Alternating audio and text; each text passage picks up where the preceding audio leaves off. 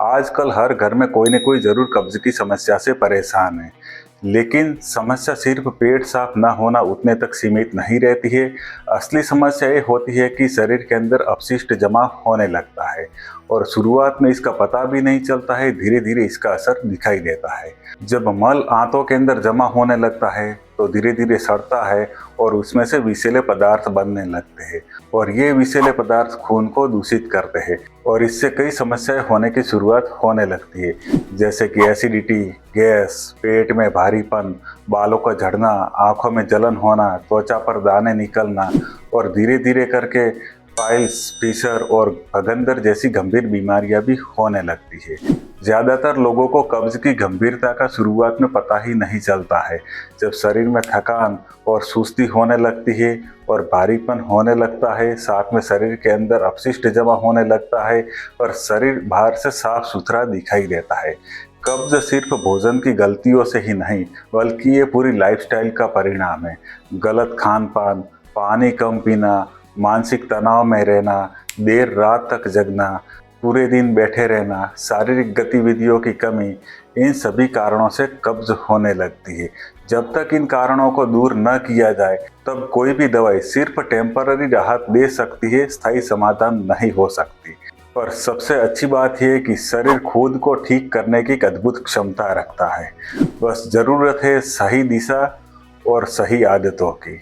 आज इस वीडियो में हम समझेंगे कि कब्ज क्या होती है, इसका आयुर्वेदिक दृष्टिकोण, कब्ज होने के कारण और ज़्यादा समय तक कब्ज रहती है तो शरीर के अंदर क्या दुष्प्रभाव होते हैं, कब्ज को ठीक करने के आयुर्वेदिक, प्राकृतिक और असरदार उपाय, कुछ घरेलू उपाय और क्या सावधानियां रखनी चाहिए। तो वीडियो को अंत तक ज़रूर देखिए। अगर आप आयुर्वेद और प्राकृतिक स्वास्थ्य से जुड़ी ऐसी ही महत्वपूर्ण जानकारी नियमित रूप से पाना चाहते हैं तो हमारी चैनल को जरूर सब्सक्राइब कीजिए और कमेंट करके मुझे बताइए कि क्या आप कब्ज की समस्या से परेशान है या नहीं। अगर है तो हाँ लिखिए और नहीं है तो ना जरूर लिखिए। ज़्यादातर लोगों को प्रश्न होता है कि कब्ज होती है क्या। तो कब्ज एक ऐसी स्थिति है जिसमें मल त्याग यानी कि स्टूल पास करने की क्रिया में कठिनाई होती है और पेट में भारीपन बना रहता है। सामान्यतः दिन में 1 या 2 बार शौच क्रिया के लिए जाना सामान्य होता है और पेट साफ भी हो जाता है और शरीर के अंदर हल्कापन, स्फूर्ति महसूस होने लगती है। लेकिन जब कब्ज की समस्या होती है तो मल आंतों के अंदर जमा होने लगता है, शौच क्रिया में कठिनाई होती है, पेट में भारीपन बना रहता है, साथ में शरीर के अंदर भी सुस्ती होने लगती है। अगर आयुर्वेदिक दृष्टिकोण से बात करें तो कब्ज को आयुर्वेद में विबंध नामक रोग से जाना जाता है। जब पाचन अग्नि कमजोर होती है और शरीर के अंदर वात दोष का प्रकोप होता है तो खाया हुआ भोजन ठीक से पचन नहीं होता है और आंतों के अंदर जमा होने लगता है, फिर धीरे धीरे सड़ता है और इससे एक विषैला तत्व बनता है जिसे आम कहते हैं और ये आम कई बीमारियों का कारण बन सकता है। लंबे समय तक ये अपशिष्ट आंतों के अंदर रहने से सख्त हो जाता है और कठोर हो जाता है और मल त्याग करने में कठिनाई होती है। इस तरह आयुर्वेद के अनुसार कब्ज के मुख्य 2 ही कारण हैं। पहला है पाचन शक्ति की कमजोरी और दूसरा है वात दोष का प्रकोप। अब बात करते हैं कब्ज होने के कारणों की। ऐसे कौन कौन से कारण हैं जो कब्ज के लिए जवाबदार हैं। तो पहला है गलत खान पान। ज़्यादा तला भुना, भारी भोजन, मैदे वाली चीज़ें खाने से पाचन शक्ति कमज़ोर होती है और अजीर्ण की समस्या होने लगती है। दूसरा है पानी कम पीना। जब पानी कम पीते हैं तो मल आंतों के अंदर सख्त होने लगता है और कब्ज की समस्या बढ़ने लगती है। तीसरा है शारीरिक गतिविधियों की कमी। कम चलने फिरने से और लंबे समय तक बैठे रहने से आंतों की प्राकृतिक गति धीमी हो जाती है और कब्ज बढ़ने लगती है। चौथा है अनियमित दिनचर्या। बार बार समय देखे बिना भी कुछ न कुछ खाते रहना और देर रात तक जगना, ये सब अजीर्ण के कारण हो सकते हैं। पांचवा है मल मूत्र के प्राकृतिक वेग को रोकना। जब मल मूत्र के प्राकृतिक वेग को रोकते हैं तो आंतों की रिफ्लेक्स कम होने लगती है और मल आंतों के अंदर जमा होने लगता है। छठा है पाचन शक्ति की कमजोरी। जब पाचन शक्ति कमजोर होती है तो खाया हुआ भोजन ठीक से पचन नहीं होता है और अजीर्ण की समस्या बनी रहती है। सातवां है मानसिक तनाव।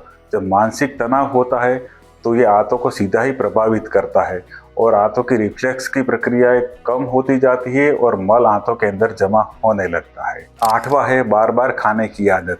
बार बार खाते रहने से आंतों और जठर के ऊपर दबाव पड़ता है और अजीर्ण की समस्या बनी रहती है। 9वां है दवाओं का अधिक seven. Pain killers, iron tablets और लैक्सेटिव का गलत इस्तेमाल कब्ज की समस्या को पैदा करता है। 10वां है नींद की कमी। नींद की कमी सीधे ही आंतों को प्रभावित करती है और पाचन की समस्या को बढ़ाती है। 11वां है आंतों में फाइबर की कमी। हरे पत्ते वाली सब्जियां, फल, पपीता, अमरूद ऐसी चीज़ों को कम खाने से फाइबर की कमी होती है और कब्ज की समस्या बनी रहती है। 12वां है अधिक प्रोसेस फूड और फास्ट फूड लेना। ज़्यादा प्रोसेस फूड, फास्ट फूड, चीज़, पनीर जैसी चीज़ें खाने से मल आंतों के अंदर चिपकने लगता है। अब बात करते हैं कि जब कब्ज लंबे समय तक बनी रहती है तो शरीर के अंदर क्या बदलाव आते हैं।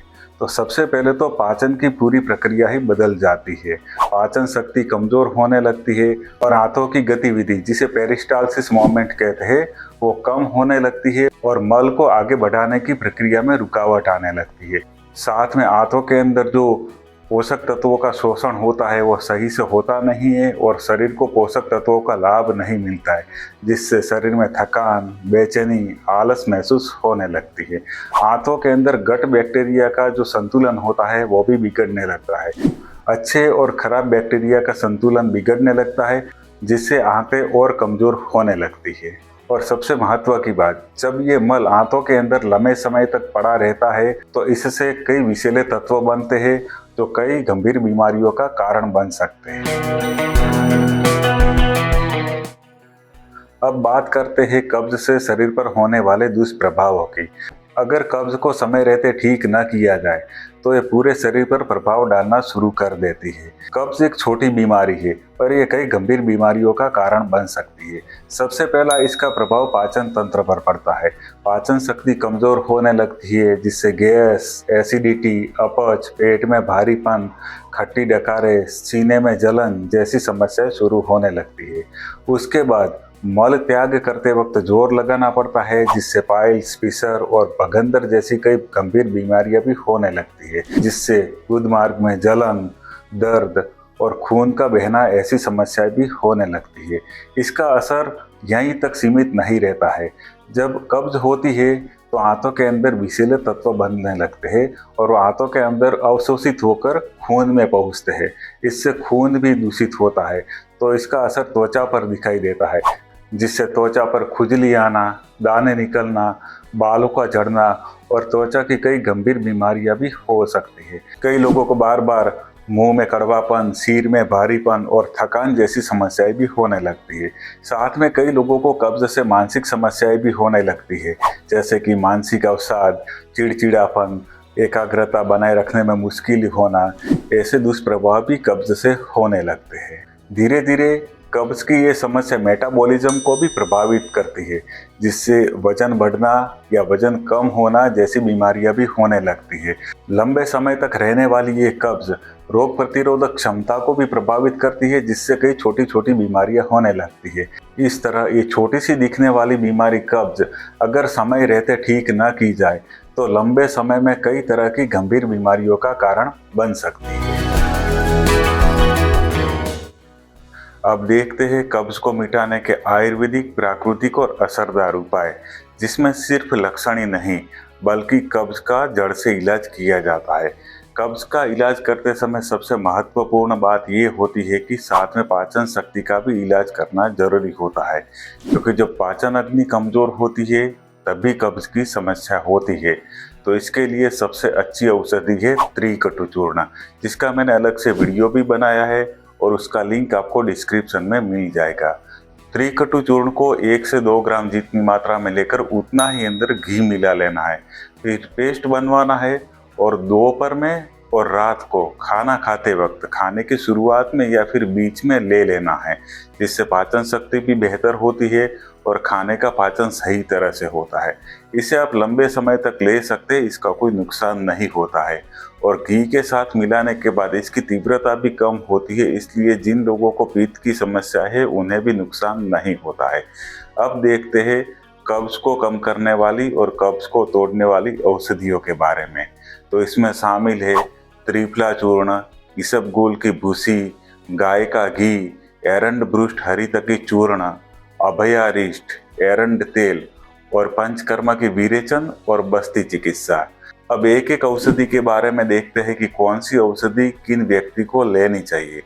तो सबसे पहले बात करते हैं त्रिफला चूर्ण की। तो जिन लोगों की दिनचर्या नियमित है, जो सही तरह से सुपाच्य भोजन भी ले रहे हैं, फिर भी जिनको लंबे समय से कब्ज की समस्या है, साथ में पेट में भारीपन, पेट में जलन और एसिडिटी की भी समस्या है, उन लोगों के लिए त्रिफला चूर्ण सबसे अच्छी औषधि है। त्रिफला चूर्ण को रात को खाना खाने के बाद 2 घंटे के बाद 3 से 5 ग्राम जितनी मात्रा में, मतलब 1 से 1.5 टेबल स्पून जितना गुनगुने या गर्म पानी के साथ लेना चाहिए। इससे कब्ज की समस्या भी दूर होती है, पाचन शक्ति भी बेहतर होती है, आंतों के अंदर मजबूताई भी आती है और मल भी नरम होने लगता है। दूसरा है इसबगोल की भूसी। तो जो लोग खाना कम खाते हैं, पानी कम पीते हैं और साथ में लो फाइबर डाइट लेते हैं, तो उन लोगों के आंतों के अंदर मल सूखने लगता है और मल की क्वांटिटी भी कम होती है, इसलिए कब्ज की समस्या बनी रहती है। तो ऐसे में इसबगोल की भूसी 1 या 2 चम्मच जितना रात को खाना खाने के बाद 1 घंटे बाद गुनगुने पानी या फिर गुनगुने दूध के साथ लेना चाहिए। इससे मल की मात्रा भी बढ़ती है और मल निष्कास सही से होता है। तीसरा है गाय का घी। तो जिन लोगों को वात प्रकृति है और वात प्रकृति के कारण शरीर रूखा है और आंतों के अंदर भी शुष्कता है, तो उनको कब्ज की समस्या हमेशा के लिए बनी रहती है।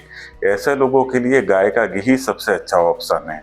तो गाय के घी को सुबह में और रात को, सुबह में खाली पेट और रात को सोते वक्त 1 कप दूध के साथ 2 से 3 चम्मच जितना मिलाकर ले लेना है। ऐसा 15 से 20 दिन तक करें। अगर उसके बाद कब्ज की समस्या मिट जाए तो उसे बंद कर देना है, हर रोज नहीं लेना है। चौथा है एरंडब्रुस्ट हरितकी चूर्ण। तो जिन लोगों को खाने की गलत आदत है, ज़्यादा तला भुना या फास्ट फूड खाते हैं, उससे कब्ज की समस्या होती है, और जिन लोगों की बॉवल हैबिट अनियमित है, उन लोगों के लिए एरंडब्रुस्ट हरितकी चूर्ण ही सबसे अच्छा ऑप्शन है। तो एरंडब्रुस्ट हरितकी चूर्ण को रात को खाना खाने के बाद 1 से 2 टेबल स्पून जितना, यानी 3 से 5 ग्राम जितना गुनगुने या गर्म पानी के साथ लेना है। ये कब्ज की समस्या को दूर करता है और आंतों को गहराई से साफ करता है। 5वां है अभयारिष्ट। तो जिन लोगों को कब्ज की बड़ी समस्याएं तो नहीं होती, पर कभी कभी छोटी छोटी समस्याएं होते रहती है और पेट में भारीपन होता है, उन लोगों के लिए अभयारिष्ट अच्छा है। अभयारिष्ट एक लिक्विड होता है। इसे 15 से 20 ml जितनी मात्रा में उतना ही पानी मिलाकर रात को खाना खाने के बाद 1 घंटे बाद लेना है। इसे आप 15 दिन से महीने तक भी ले सकते हैं, इसमें कोई नुकसान नहीं होता है। और कई लोगों को आदत होती है कि एरंड तेल बार बार लेते रहते हैं, पर इसको हर बार नहीं लेना है। कभी कभी ऐसी ज़रूरत पड़ी तो आप ले सकते हैं, बाकी हर रोज़ या 1 दिन छोड़कर 1 दिन लेना, ऐसे नहीं लेना है, क्योंकि ये पाचन शक्ति को भी कमज़ोर करता है और आंतों को भी कमज़ोर करता है। इसलिए हर रोज़ नहीं लेना है, क्योंकि इसकी आदत बन सकती है।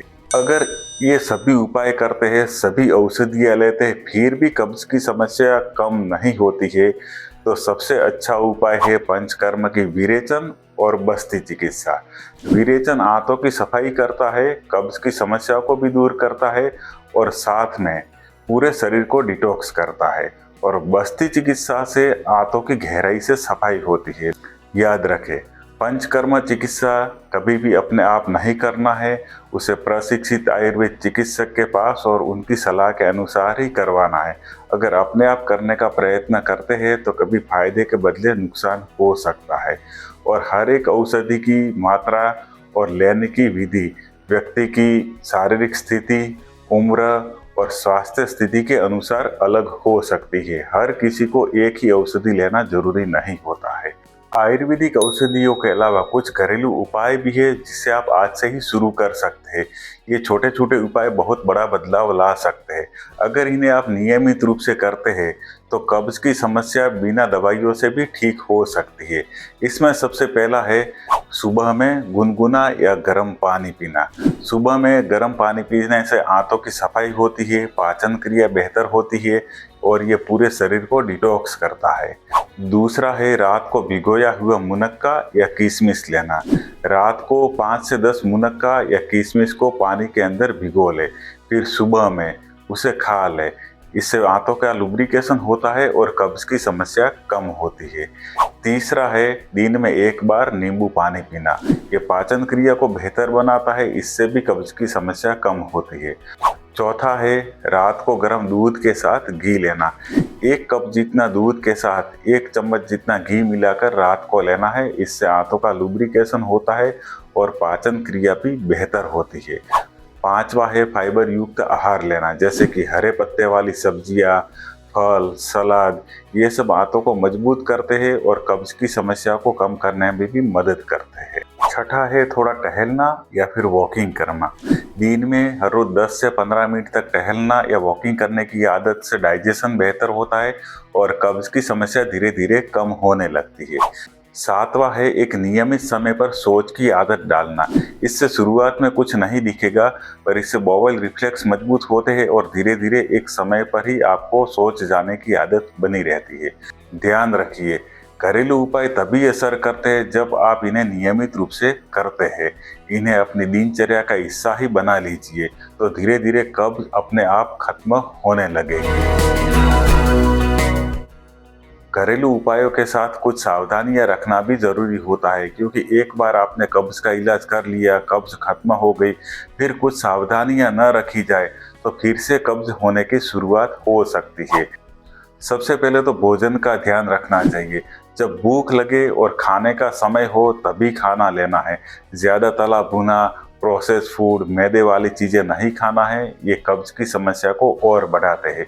और खाना खाते वक्त खाने को चबा चबा कर खाना है, क्योंकि पाचन की आधी प्रक्रिया तो मुंह से ही चालू हो जाती है। दोपहर का खाना दिन का सबसे मुख्य भोजन होता है, क्योंकि इस समय में पाचन क्रिया सबसे ज्यादा सक्रिय होती है। इसलिए दोपहर में संतुलित और पोषक तत्वों से युक्त आहार लें। दोपहर में खाने में रोटी, सब्जी, दाल, चावल, घी, छाछ, सलाद और अगर आप चाहे तो स्वीट भी शामिल कर सकते हैं। शाम का खाना हल्का, सुपाच्य और जल्दी होना चाहिए और शाम के खाने के बाद 3 घंटे के बाद ही रात की नींद लेना है। शाम का खाना लेने के बाद थोड़ा टहलना जरूरी होता है, इससे डाइजेशन भी बेहतर होता है।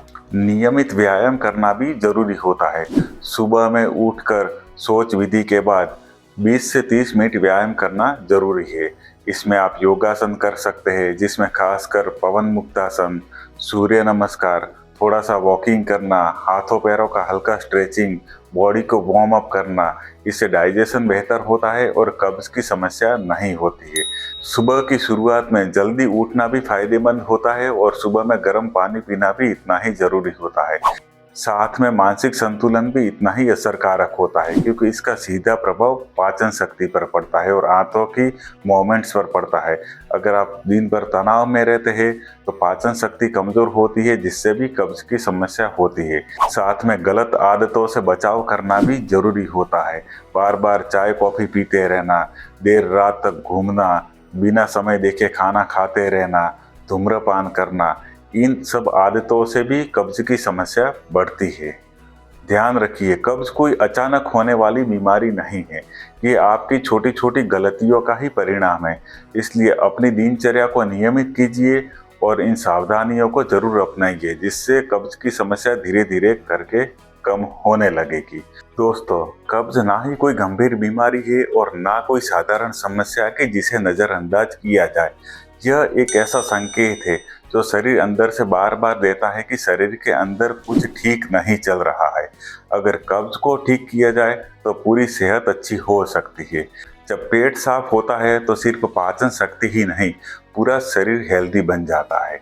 अगर आपने समय रहते कब्ज को ठीक नहीं किया है तो कई गंभीर बीमारियां जैसे कि पाइल्स, फिशर, भगंदर, स्किन की समस्याएं, बालों का झड़ना और अन्य अनेक गंभीर बीमारियां हो सकती है। लेकिन अच्छी बात यह है कि इसका इलाज आपके हाथ में ही है। ना कोई महंगा इलाज और ना कोई महंगी दवाई है। सिर्फ सही आहार, सही दिनचर्या और कुछ नियमों का पालन।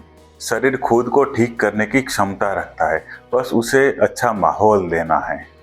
जब आप समय पर खाते हैं, पर्याप्त मात्रा में पानी पीते हैं, शरीर को चलाते हैं और पाचन का ख्याल रखते हैं तो शरीर अपने आप संतुलित होने लगता है।